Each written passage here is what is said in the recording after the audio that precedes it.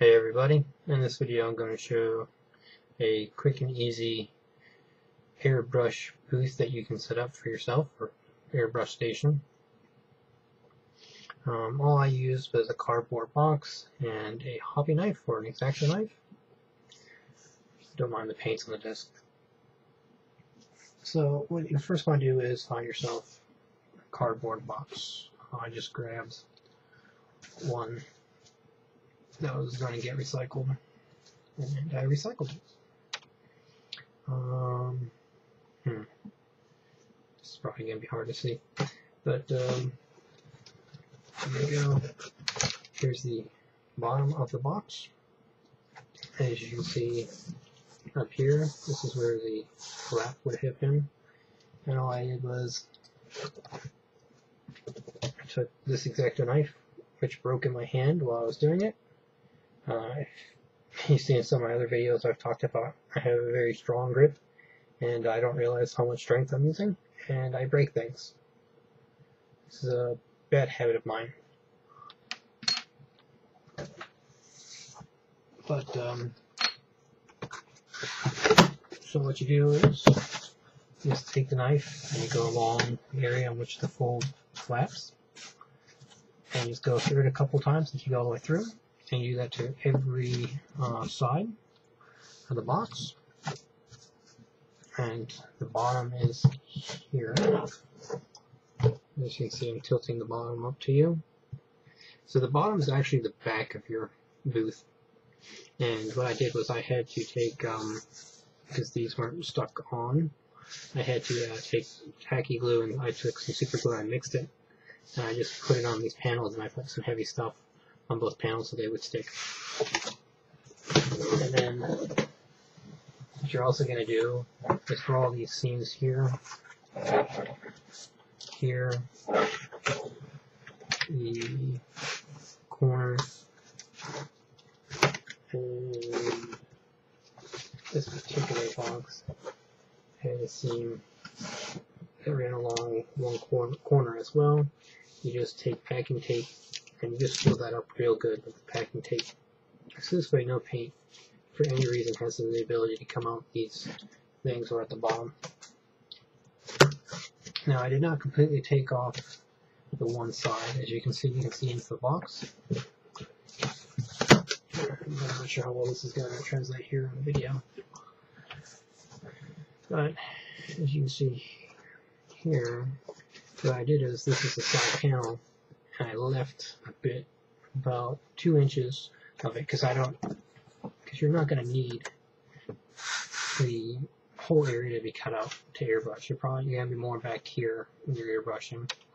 And you have all this extra space here to pretty much kind of move the model, tank, or whatever it is you're doing. You kind of want to get a box that's big enough to do whatever it is you're going to do comfortably at your desk. So I left this here. And I left about maybe a little bit more than a half inch on the sides.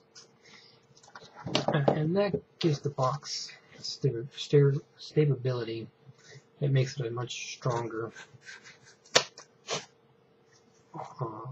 frame. And you can see I kind of cut a little bit further up before I had done that. Excuse me. And that's all I did. And so I grabbed a cardboard box that was trash, so it cost me nothing. A little bit of packing tape, probably not even 10 cents worth of packing tape that I put on there, and I taped the sucker up pretty good. A little bit of glue, and so probably maybe $2 at most is what it would have cost. Is what it cost to set this box up. And you could paint into this just like this, because even if the paint is on the cardboard and gets it a little bit wet, it shouldn't make enough difference to the integrity of the box or the use in which you're using it for. This is much cheaper than buying a Mr. Spray booth for like $300 and something. I don't have that kind of money to even buy just the parts for it, so this is what's going to have to work.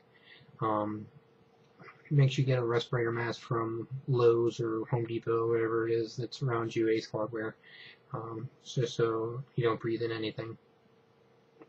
And this should do you fine. If you really are worried about getting the paint on the cardboard box, you can always blue tack some paper on the bottom and on the side, on the back and on the sides. The sides are nice just so if you're not just painting straight on, you know, you can kind of go at a little bit of an angle and you don't have to worry about getting paint anywhere else. Because you can use a pizza box. One of my friends uses a pizza box, but there's no sides obviously to a pizza box, so he has no choice but to spray straight into the pizza box, straight down-ish, you know, 45 degree or whatever. He can't, you know, twist his wrist to kind of get a side kind of a spray. He has to actually turn the model in order to do that. And, you know, ideally you can use the box, you know, the part that you're not putting your hands in the miniature at, and you can, you know, use it to spray out, you know, extra paint, make sure it's not too thick, clear out clogs, do a test spray to see how thick or thin the line is so you can get the pressure right and the trigger position correct before you even start putting it on the miniature. So if you're like, I want a thin line, but I'm not too sure, to get that little bit of unknown away, you can just, you know, pull it back and then, oh yeah, that's what I need, or oh, that's too much, and now it's, oh, too much here on the back or on the bottom or on the side. So hope this is helpful to anybody who's looking to a cheap alternative and wants to keep it confined. And, you know, just this should definitely do the trick for you until you can afford to get something better or build yourself something better. Well, happy wargaming, everybody.